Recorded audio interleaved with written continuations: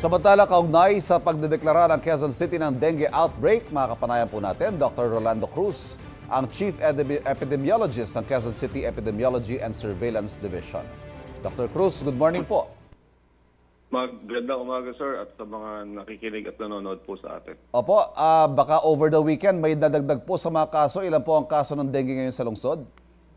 So maglalabas po kami mamayang hapon ng mga nakalap natin ng mga bagong cases.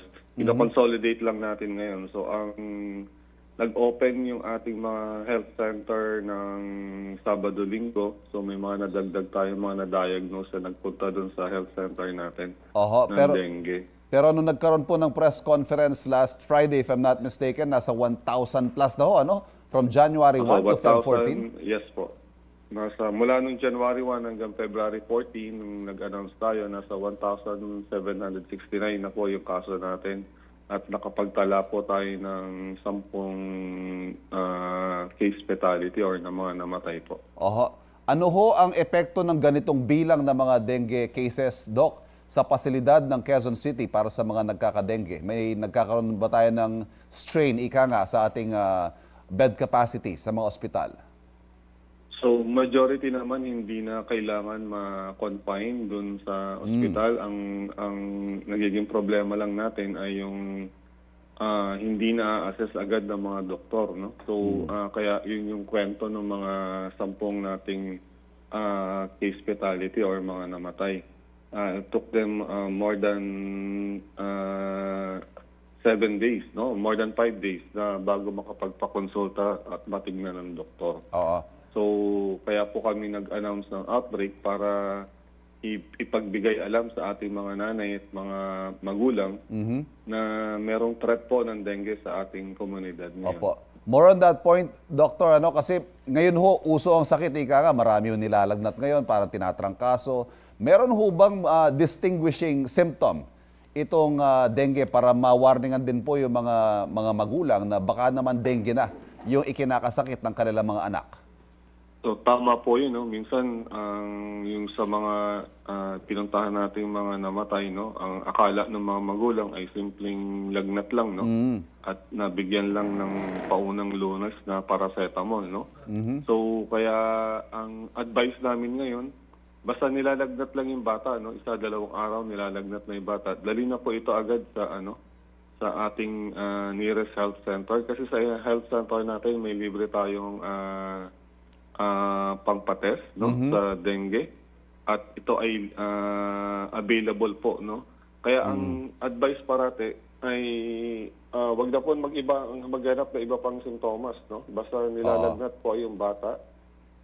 Importante ma-rule out agad, Doc, yung dengue. Opo. Kasi po yung hirap po ito i-distinguish talaga sa ibang sakit, no.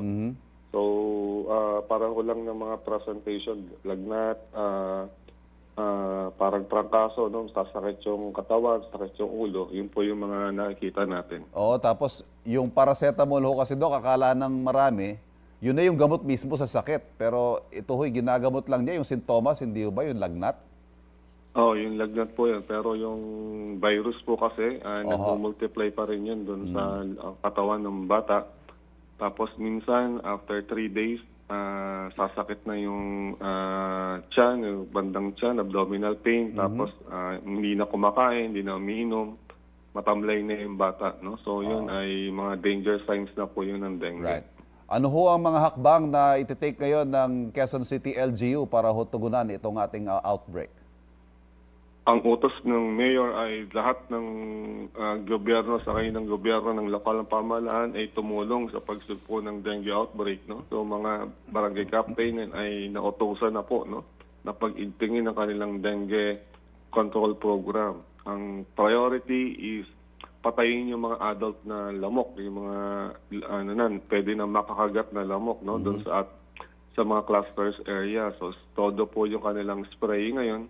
Susundan po yan ng mga cleanup drive both sa mga schools saka sa community natin. Identify naman kasi natin kung saan itong mga lugar na to. So yun po ang kung bababa po kayo ngayon sa mga barangay natin, yun po ang makikita nyo ngayon sa Quezon City. Dr. Cruz, maraming salamat po. Thank you for joining us. Magandang umaga po at maraming salamat din. Nakausap po natin Dr. Rolando Cruz, Chief Epidemiologist ng Quezon City Epidemiology and Surveillance Division. Kapuso, huwag magpapahuli sa latest news and updates. Maging una ka sa balita at mag-subscribe sa YouTube channel ng GMA Integrated News.